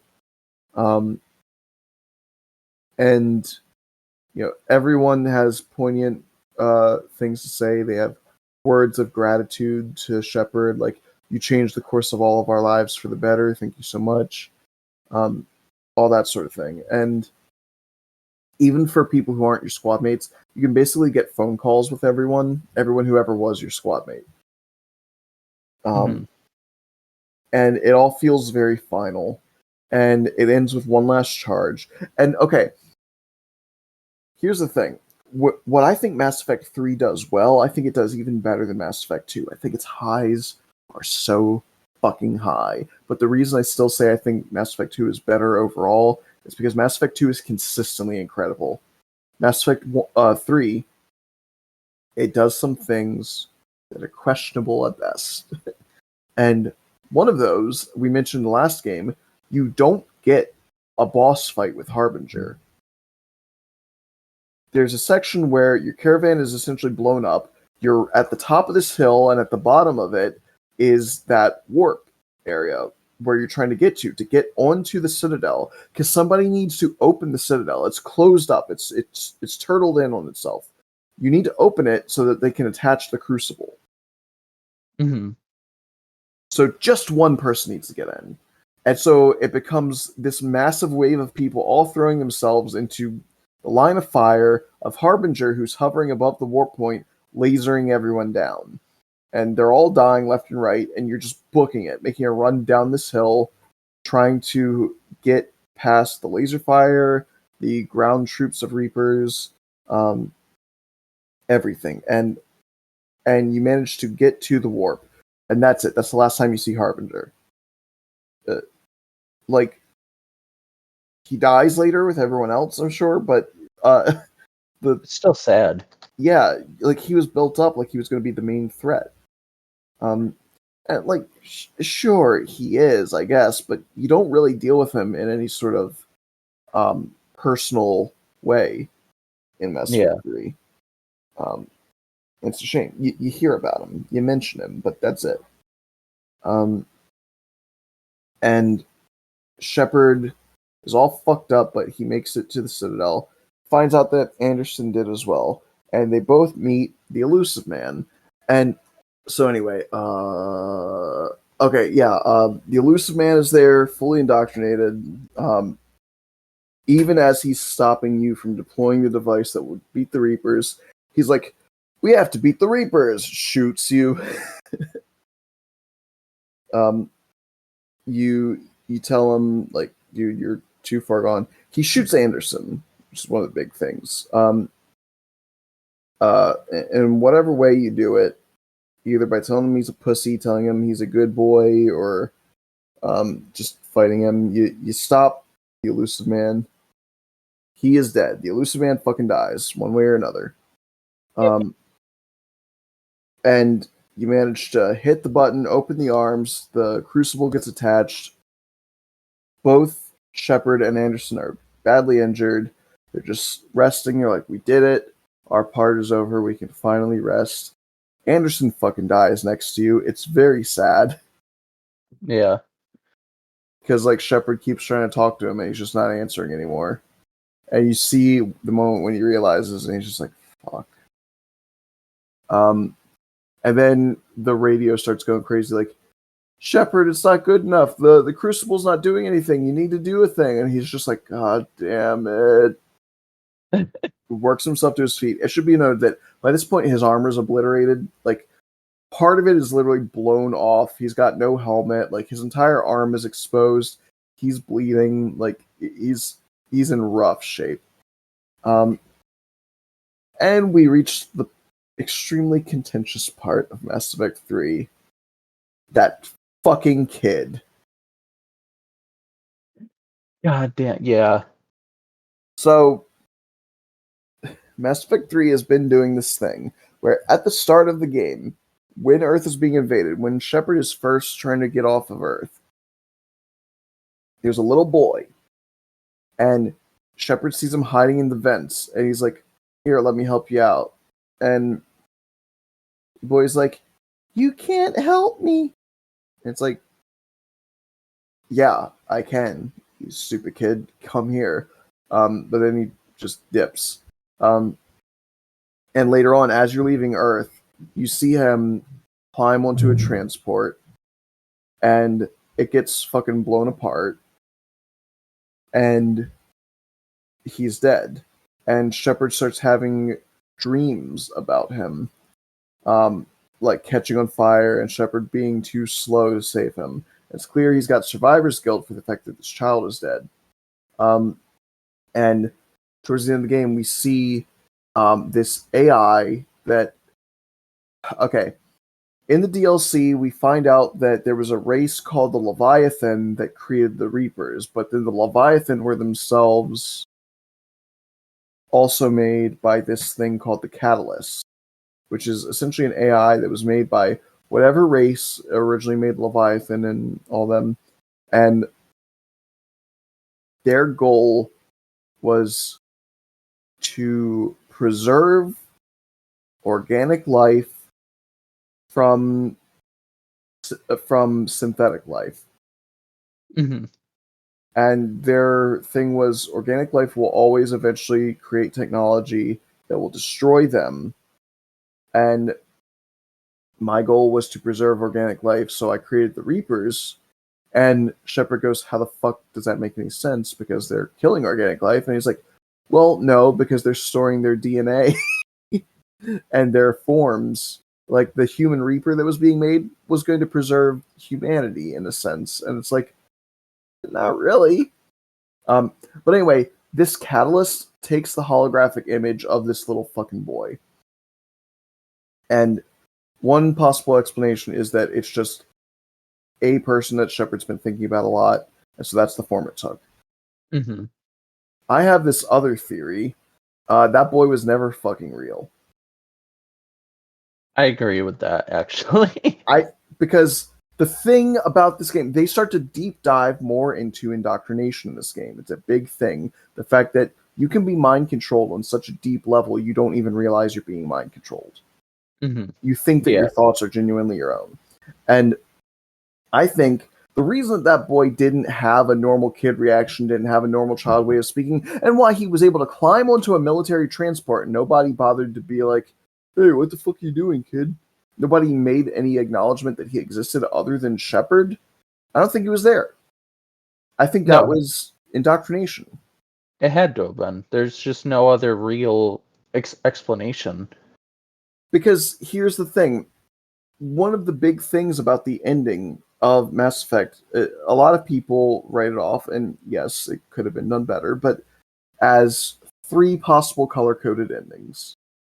You either get the blue ending where you beat the bad guys and save the day, you get the red ending where you beat the bad guys and save the day, or you get the green ending where you beat the bad guys and save the day.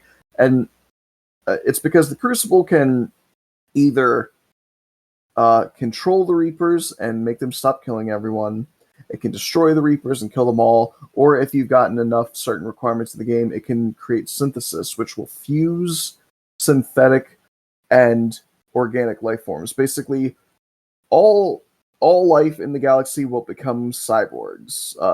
All machines and AI will get genuine sentience and like biological components to them, and all biological life forms will become kick-ass cyborgs. Mm-hmm. Um, and that way, there needs to be no battle, and that's the true and most natural end. And the game presents it to you like, because the green ending isn't your typical binary red or blue, and because it's the only one that has extra requirements to unlock, and because the game straight up tells you that that's the natural endpoint for everything, that feels like it's the best ending, right? Yeah. But that's the thing. The game is exploring the idea that Shepard might be indoctrinated, which is one of the main defenses of the Reapers, especially against forces who could destroy them. And it does that by indoctrinating the player. Mm-hmm. Yeah. Because throughout all three Mass Effect games, you have been conditioned. Blue is good, red is bad, and as a video gamer at large, secret endings with extra requirements are the things that you want to achieve. Yep. So, that leans you towards doing the control or the synthesis endings, because you think of the destroy ending as the bad one that you don't want. It's gamer instinct to avoid that one. They play on your instincts to forget what your end goal is. And here's the thing, the villains of Mass Effects 1 and 2 were indoctrinated in these same ways. Saren was told that the natural endpoint of life is synthesis. In fact, he believed the only way that all life in the galaxy could be spared is if they worked with the Reapers and integrated into them. He wanted synthesis. He was wrong, and we killed him for it. The Elusive Man believed that we were good enough and strong enough and cool enough and sexy enough to control the Reapers. We could use them to our own ends. We didn't need to destroy them. we can appropriate them. The same way he wanted to appropriate the collector base at the end of Mass Effect 2. The same way he's been fighting and killing all of you, thinking he wants to control the Reapers while really fighting against the opposition that could stop the Reapers and weakening them. Yeah. The control ending is exactly what you told the Elusive Man was wrong. And yet here you are, as a gamer, naturally gravitating towards it because of the color theory. They really played a lot of mind games with you. They did, and it was so well done. I didn't realize it for many years until years after the game came out. I saw somebody talk about it. I was like, oh, I never thought about it, because I did initially choose the synthesis ending. That's what I did, yeah. And it's like, as a video gamer, that's our natural inclination to do the one that's harder to get. And it's like, but that's not really what I wanted. I mean, it sounds nice, but at the end of the day, what I did allowed the Reapers to stay alive, stay in control. They can still do whatever they want with us. Yeah. And that wasn't the end goal. The destroy ending is the real good ending, and because it's what we want to achieve, they made it seem like the most undesirable ending. So the Reapers are reaching past Shepard and into the player with their indoctrination. Which is one of the coolest fucking things a video game has ever done. When it can blend the border between the fictional character you are playing as and you yourself, the player. I think it's really fucking cool whenever they can do that. It was fucking amazing. Yes. Canonically, the destroy ending is the canonical ending. It is the only one where if you get enough points in the game through your decisions and you pick the destroy ending, you get the Shepard lives ending, which has to be the canonical one going forward because Shepard's alive in the trailer for Mass Effect 4. And I actually forgot that they were making a fourth one. Yeah. Damn, I really can't wait. I totally forgot about that. I'm excited for it. But yeah, the trailer shows Liara and a few others are trying to find Shepard. And they find like his dog tags, and Liara smiles like, yeah, I'm on the trail. I'm close to finding him.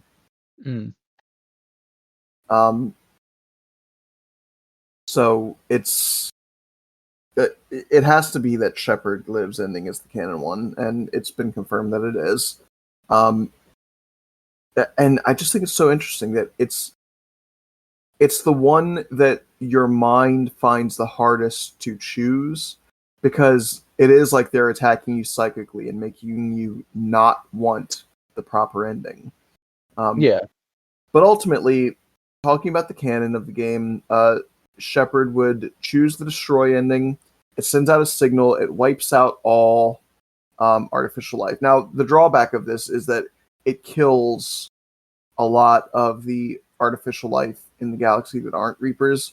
I think it might have been confirmed that Edie dies because, like, I thought that Edie might have survived, but I think you do see Edie's name on the Normandy wall.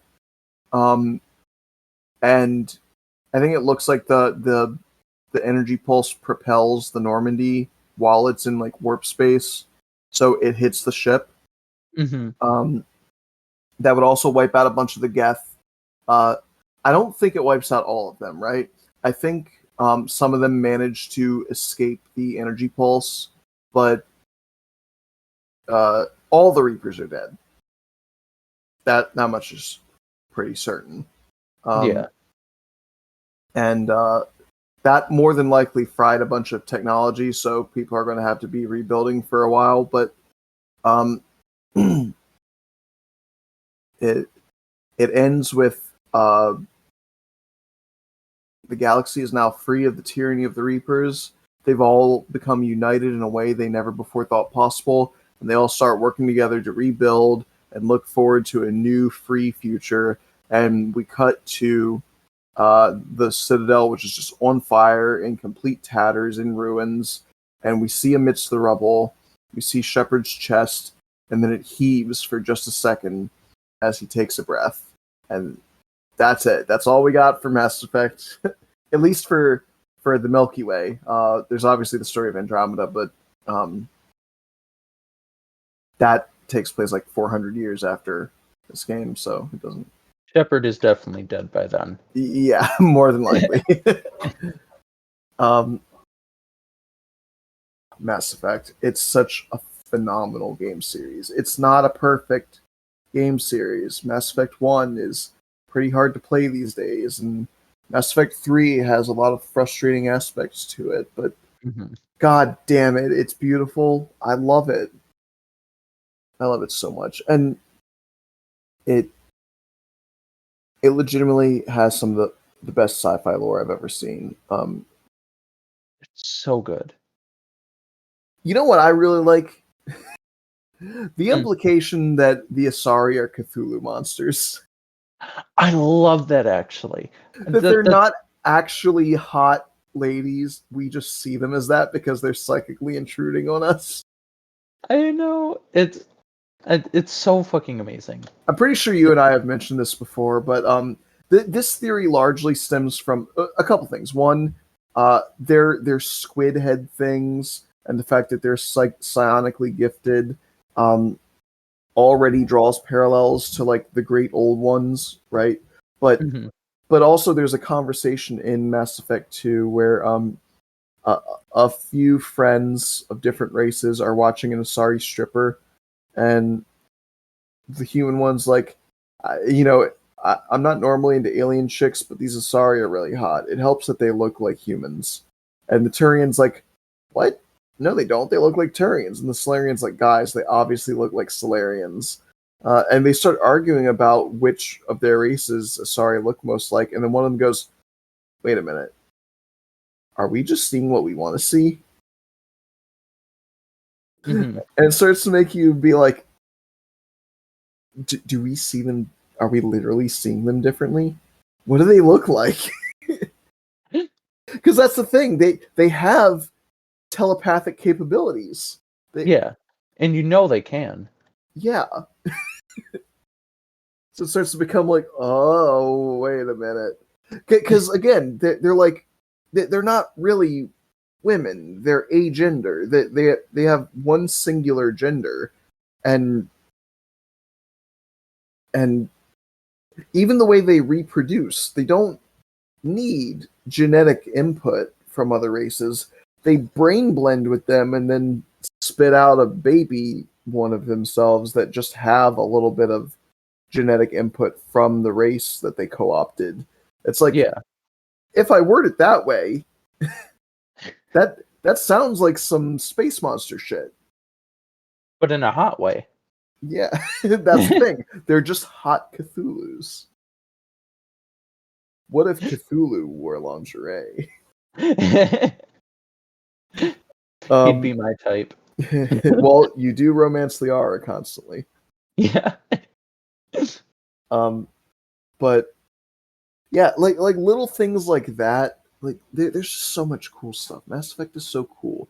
Like again, this has been a big fucking advertisement basically. But guys, if you have not played Mass Effect, get the Legendary Edition. It is the compilation of all three main trilogy games, remastered to look better than ever in the new game. And they got rid of the stupid fucking stock photo of Tali. I'm still not over that they just picked a random attractive woman in a field and took a stock photo of her and photoshopped it badly. And it's like, why would Tali be in a field? She can't be completely out of her suit like that, and the only time she can be is like for brief instances on the Normandy or on Rannoch. And even then she's got to like pre-game with like 2 weeks worth of antibiotics and immuno boosters. What is that shit? It's that powder airborne? I don't think I know what you're... It's a vitamin supplement that you mix into your drinks, and it boosts your immune system. I think it's airborne. Okay, yeah, that might be it. Yeah, she basically has to do that shit. um, it is funny because by Mass Effect 3, it's implied that she's had enough skin-to-skin contact with Shepard that for brief instances she doesn't really need to pregame so much. She can actually, like, her body's begun to adapt to his bacteria and stuff. Hmm.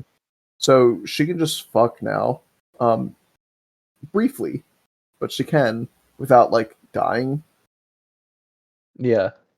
So that's nice because she definitely bangs him again in Mass Effect 3, and it doesn't sound like it was as big of a deal of like taking multiple weeks worth of all the cocktail of drugs that she needed, and you see her like you wake up and she's already putting her suit back on, so it's like, yeah, I needed to get this back on, but I'm all right.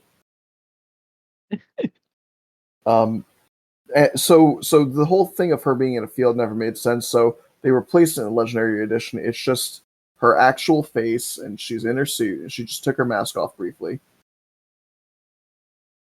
I like that. That's a lot better than what we originally got. Yeah. Um, and again, if you're only into video games for the gameplay is fun. I will say one of the things that I think Mass Effect 3 did better than 2 is they took what worked from the Mass Effect 2 gameplay and improved upon it. One of the main things, mobility. Oh my god. After Hmm. like I was replaying the games a couple years ago and I was replaying Mass Effect 2 and I was suddenly shocked because I was expecting the mobility of Mass Effect 3 and I wasn't getting it. And it immediately felt more stilted to me. Um, that's one thing. Being able to quickly vault over things, to take cover, to round cover in a certain way, to roll. You can roll now. Yeah, it's fucking amazing. Yeah, as and other things like being able to charge your melee attack. So if you hold the melee attack button for a second rather than just tapping it and instantly getting a small pathetic hit, you can do what is a much bigger hit, often an instant kill for smaller forces. Um, Hmm. because just punching them or butting them with your gun, it doesn't do much. I think in one of the games it didn't even do damage. All it did was push them back. I think in Mass Effect 1. Um, Really? Yeah. yeah, I think you would just keep pushing them back. It didn't do damage. It sucked. And it does do damage in Mass Effect 2, but Mass Effect 3 you can charge it up and do the very cool cinematic move. And if you are a soldier, an infiltrator, or an engineer, you do the Omniblade stab. And if you have biotics, meaning that you're an adept, a vanguard, or a sentinel, you just get like a cool gravity punch, like what Jack does. Mm. Which I like to believe that Shepard is improving by taking skills that he sees his teammates do, and it is kind of proven because he can also get bonus powers, Yeah. which are things that he learns from his squad mates. That was one mechanic I actually really liked about the game. Not many games do that sort of mechanic. Yeah, yeah, I really liked it. And the Shore DLC is one of the best DLCs of all time of any video game, and the story section of it is great. The casual section of everybody hanging out at Shepard's house, not even just at the party, but like in other instances, but obviously the party, it's fantastic. One of the things that I really love that I don't see people praise as much, I love the arena mode. Mm. The Did arena, you really? yeah, so fucking fun. Oh my god, I love playing in the arena. Did you not like it? I'm not a huge fan of it, but I could see how you would like it. I don't know. It's just something about getting to play a very arcadey version of the game. It's not based on story segments, and you're not fighting through scripted waves of enemies. It's very brainless. It's just here's a bunch of Reapers, go nuts, and but like even the environment, like it looks like a game show kind of thing where it's like you're playing in the environment of like a crashed spaceship type place, but you can see the background on the walls. Yep. Like it's manufactured and it's great. I love it. All of Silver Sun Strip, it has such a vibe to it. Like I want to live there. I want to live in Shepard's cool ass future apartment, and I want to be able to walk down the road and play in this fun virtual reality arena. And there's a casino right there, and restaurants, and an arcade. They have an arcade. We don't even have arcades anymore, but in the future they brought arcades back. I'm still mad about that. That you never really got to go to arcades. Yeah. Like they're still here and there, but they're not nearly as prevalent as they used to be. And they're not as good as they used to be either. No. Well, because they don't really make a lot of games for arcades anymore. They do in Japan. Fucking Dragon Ball Heroes was originally arcade only. There are a few Dragon Ball games that are only for arcade cabinets, and it's a shame because I want to play them. But and I probably could at this point if I get like a certain kind of emulator. I think there are arcade emulators. I'm sure there is out there somewhere. Yeah, but Silver Sun Strip is just so cool. It's one of my favorite additions to the game. And oh yeah, then there's this whole side story about Shepard got cloned. And yeah, the clone Shepard tries to take over. He does briefly take over the Normandy, and when you sneak back onto it, you find all of the stuff in Shepard's cabin was like put out, and one of them was the space hamster. And Shepard has a great fucking line where he's like, okay, this dude has attempted to murder Shepard and all of his friends, and he sent a double agent spy into his ranks, and he has taken his ship, he has tricked his crew, he's done all this fucked up shit, and Shepard's like irritated, but he gets there and he's like, he put out Space Hamster. He's gotta die. Yeah. So fucking funny. Oh, which by the way, I mentioned Baldur's Gate 3 earlier. Did you know that Space Hamster's ancestor is in there? No, I didn't actually. So, anybody who plays Magic the Gathering will know about the card Minsk and Boo. Minsk is a human ranger, and Boo is his pet hamster. And they're originally from Baldur's Gate 1. And BioWare made that game. Oh, no shit. Yeah. So the idea is that Space Hamster is the future descendant of Boo. Okay. And there's also another hamster somewhere in I think this one's from like I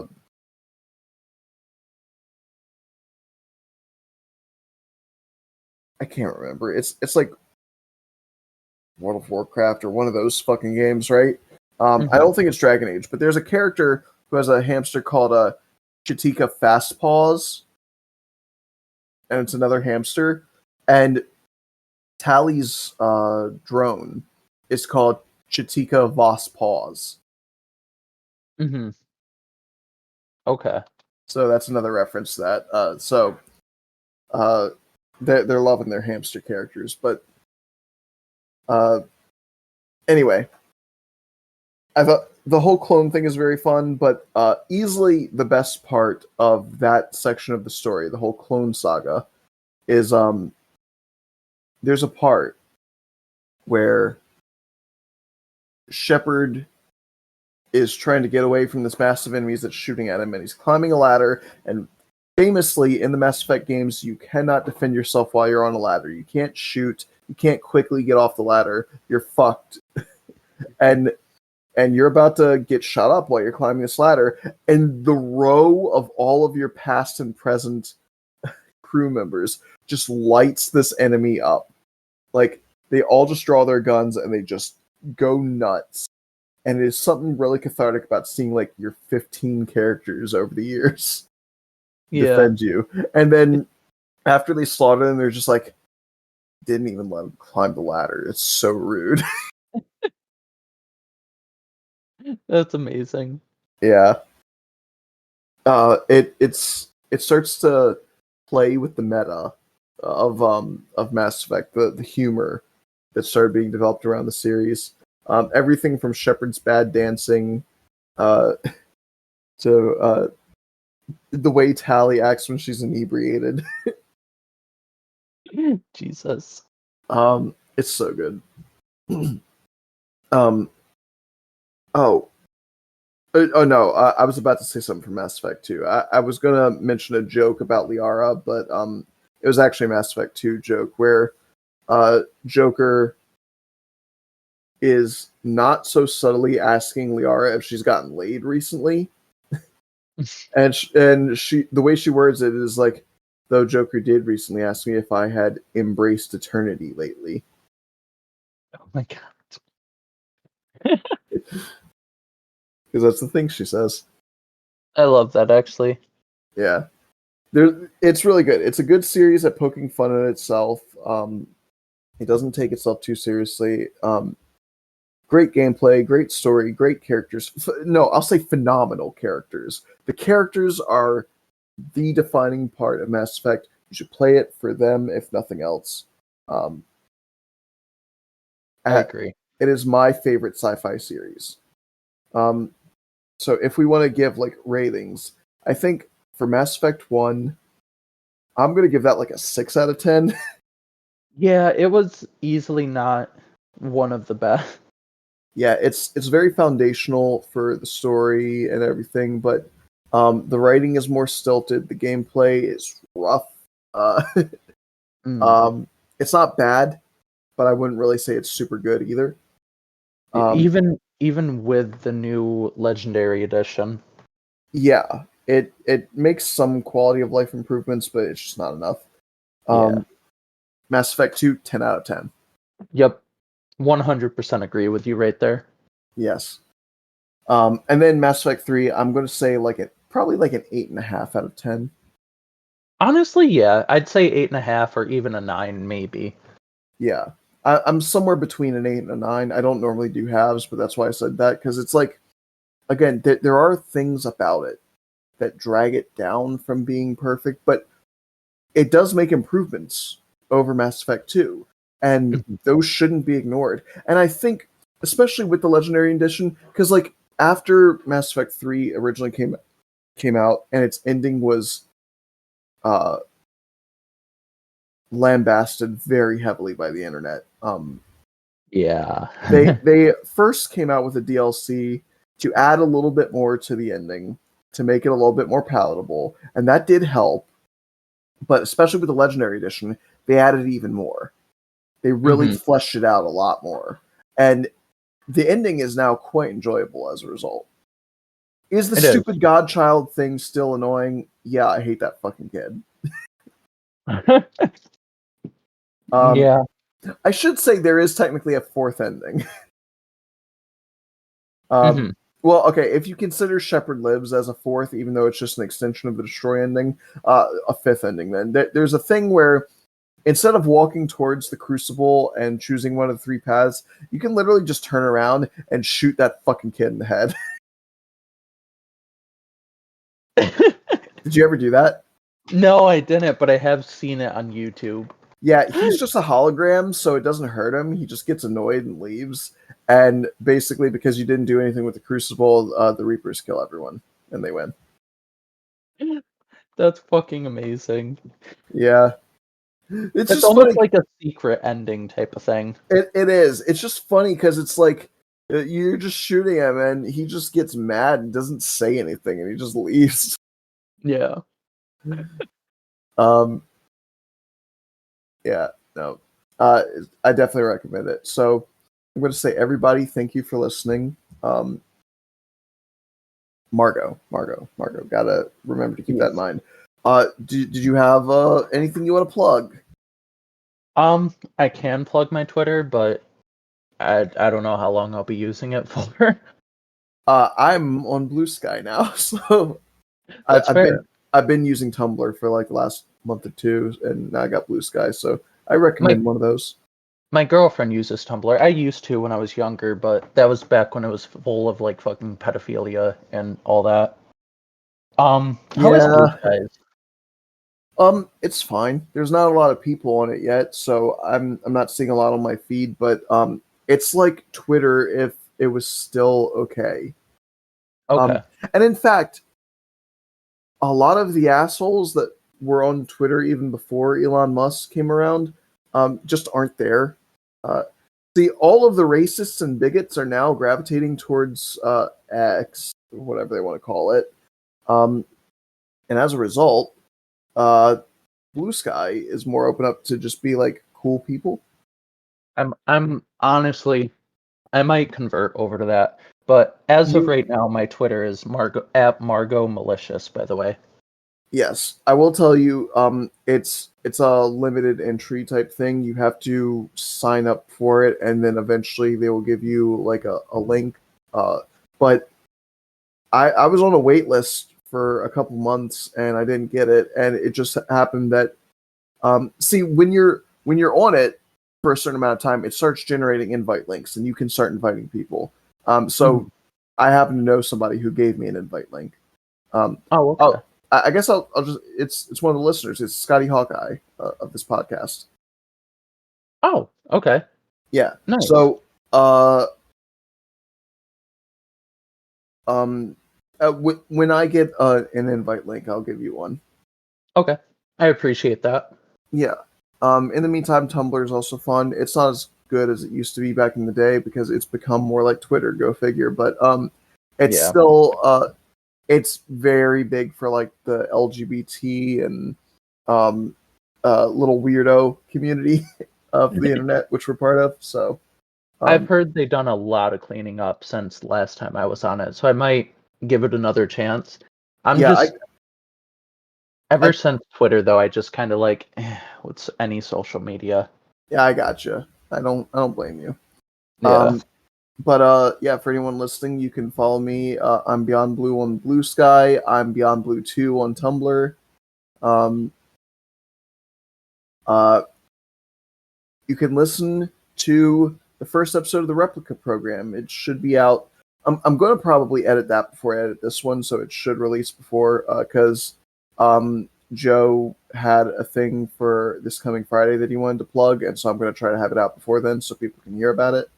Okay. Um, but the Replica program, episode 1, featuring Joe Achman, who is the current voice of Jiminy Cricket in the Kingdom Hearts games. Um, That's so awesome.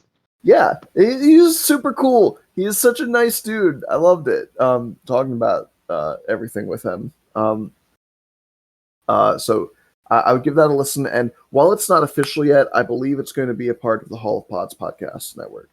Um, Oh, that'd be sick. yes. Which, speaking of, the link tree is in the description for the Hall of Pods podcast network. It's the SJW Comic Book Club and the Fandom Optimists and True Believers comic book podcast. That's a little bit harder to say very fast. I've just discovered. Mm. And they're all pretty cool people. You should check them out. Um, uh, Margo, once again, thank you for. I'm saying it weird. I'm trying to like burn it into my brain because it's not coming natural for me. I'm not like teasing you for it. Oh no, Uh, I understand. It's fine. okay. But once again, thank you for coming on. Always a pleasure. I need to ask you real quick. Are you going to be joining us for episode 100? I would love to. When is that? This is, I believe, episode 98. So 2 weeks from now. Yeah, I can do that. Yeah. So, Just shoot me a reminder because I do have shit memory. yes. Um, it is going to be about Batman. So I'm going to assume that you're not like a complete fucking ignoramus who doesn't know who Batman is. I know who Batman is. But if there's anything that you wanted to brush up with, like watch any of his series or anything, the next couple weeks would be a good time to do that. Yeah, I'll definitely have to do that because I don't like. I'm not a huge fan of Batman, but I love fucking Nightwing, so I still know stuff about Nightwing's so Batman. fucking cool. Nightwing's so amazing. Same with Red Hood. Just so they're great. great. They're so fucking good. Yeah. If you want a recommendation, a good thing to check out might be The Batman from 2004. It was originally conceived as sort of a tie-in with the Teen Titans cartoon. Okay. Officially, I don't believe it is, but it's got a little bit of that quasi-anime style to it. It was the first Batman cartoon after the wildly successful Batman animated series, so they were going in a little bit more of a modern direction with it. One of their main sticking points is they wanted everybody to be able to fight Batman. So less physically inclined villains like Penguin and the Joker, they can fight now. They fight now. They fight now. And you can watch it on HBO Max or fucking Max. It's really easy. Okay. I'm sure I could pirate it somewhere too. The other big recommendation I'll make is The Batman, the movie. If you haven't seen it, I believe I have. It's really good. There's quite a few Batman movies, but I believe I've seen. Wait, is that the one with the guy Robert from? Pattinson. Yep, I have seen that. Okay. Okay, cool. Yep. I actually liked it. I know a lot of people are hating on it, but I actually really liked that one. Hey, fuck those people. They're idiots. Yeah. They're mad that they don't get their unga bunga like barrel chest fucking idiot ass Ben Affleck Batman. He did, in my opinion, an amazing job as a fucking Batman. He did. He was fantastic because people tend to forget Batman's a fucking detective character. Yeah. Literally, that's the entire premise. He didn't premiere in Batman #1. He premiered in Detective Comics. Mm-hmm. For real. Which is apparently what DC Comics, like, I guess the DC is supposed to stand for Detective Comics, but one, that would be like ATM machine. It would be Detective Comics comics. And two, I don't know. It just doesn't seem right to me. Anyway, look, all that is to say, in a couple weeks we're going to be doing the Big Batman episode, so look forward to having you on that as well. That would be fun. Is Jordan going to be on that too? I assume. Oh yes. Okay. I'm going to try to get both of you, and it's going to just be aware it's going to be a long episode. We're going to have a lot to say. We've been joking for like years now that it's going to be like a 4-hour episode. It very well could be. I'm totally okay with that. Okay. Just make sure you clear out your day when it comes to Batman. Yeah. All right. Everybody, thank you for listening. Stay strong, stay true to yourselves, and remember, we can all be heroes. Margo, let's say it together. I should go. I should go. It's the only way to end it.